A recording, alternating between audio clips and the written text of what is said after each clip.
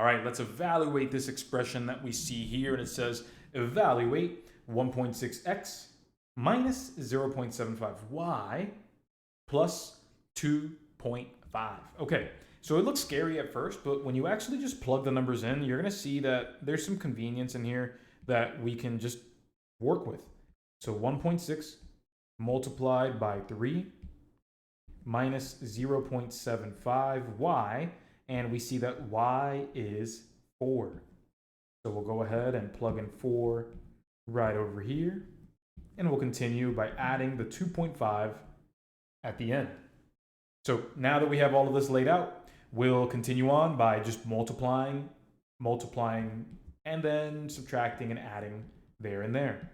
So first up, we have 1.6 multiplied by 3. We're going to treat this like 16 times 3, and we'll bring it back at the end. The decimals is what I'm talking about. So here we have 6 times 3, which is 18, carry the 1. And then we have 1 times 3, which is 3, carrying the 1, and that gives us 4. So we have one decimal place that we'll move to bring back, and so that gives us 4.8. Now, up next, the convenient situation that I was discussing earlier is this right here. Because when you take 0.75 and you multiply it, you are essentially saying 3/4. Everyone, does that make sense to you personally? Yes or no in the chat box.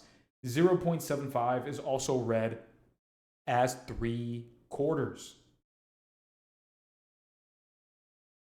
So cool. If you knew that, great. If you didn't, think about it like money. Every quarter is 25 cents.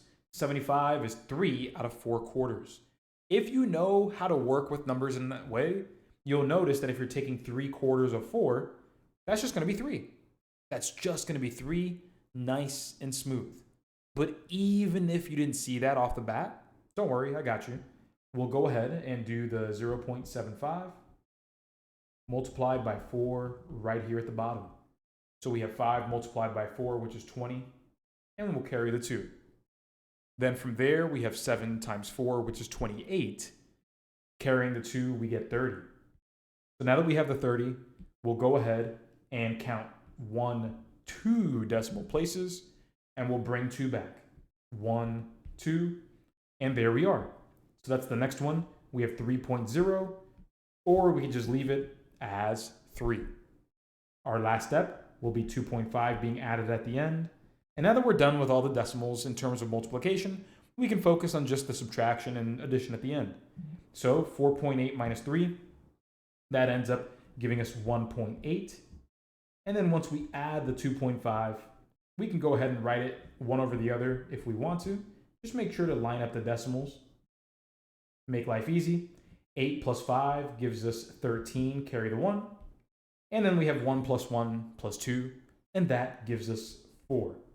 So that's why the correct final answer, my party people, is going to be answer choice A, which is going to be 4.3. And there we are. All right, so next question. In this question, we're going to, no matter what, understand the goal. Like, what do we want before we get into everything else? So here it says, what is the ratio of boxes to carts? Okay, cool. So again, ratio of boxes to carts, that is the end goal. So when I write this out, I'm going to say boxes and then carts. So here's the problem. Here's the problem. The problem is, well, the ratio that we're given is the ratio of boxes to shelves first. That's a little bit of an issue. Right here, boxes to shelves, 3:8. So I'll write boxes to shelves. That's going to be 3:8. And then over here in blue, I'm going to see that the ratio of shelves to carts, like this, is 12:5. So if we want to know the ratio of boxes to carts, everybody, if we wanted to know that ratio and all we were going to do about it is just overlap these, you might be convinced that the answer is 3:5, but that's not the case.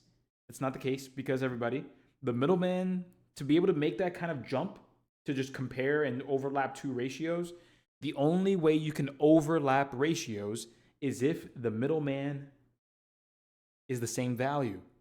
Everybody, that's not the case here. We don't have the same value. This is 8 for shelves. This is 12 for shelves. We got to get the same number. What can that number be? What can both 8 and 12 multiply up to get that comparison going? Yeah, they can both multiply up to 24. Think about it. 8 times 3, that's 24. 12 times 2, that's 24. So boom, we have the number we can get up to such that we can do that overlap. So when we get this going, all we have to do over here, let me just move this up. We're going to have 8 multiplied by 3, and we'll multiply everything else by 3 to give us 9 to 24. And then over here, we'll multiply by 2 on the left and the right to get 24 and 10.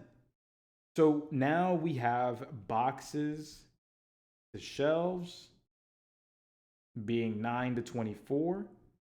And then we have shelves and carts being 24 to 10. Now that we have this going, guess what we can do now? We can absolutely overlap this because it's going to be 24 for sure. Look at that, nice and clean. And now we can make that proper comparison between boxes, which is 9, and carts, which is 10. So there's our ratio, 9 to 10. And that's why the correct answer for this problem here is answer choice A, 9 to 10. Next problem up. So let's go ahead and understand what the question is first. So the question sentence is where we begin, and it reads, what is the base? Okay, sounds good. So we want to know the base of whatever it is that we're talking about. And it becomes a little more clear when we read that first sentence. It says a triangular sail has an area of 60 square feet. And we're also given the height here at 10 feet. The biggest piece of information here is not area or height or base. It is that we're dealing with a triangle.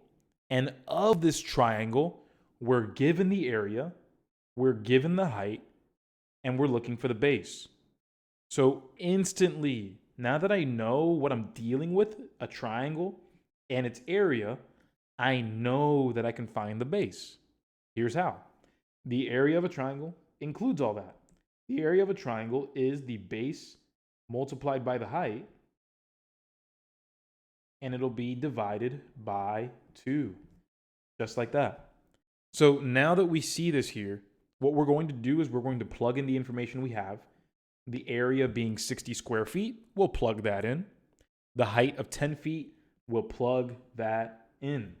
Once we plug those values in, we have 60 equals my base multiplied by 10, all of this divided by 2.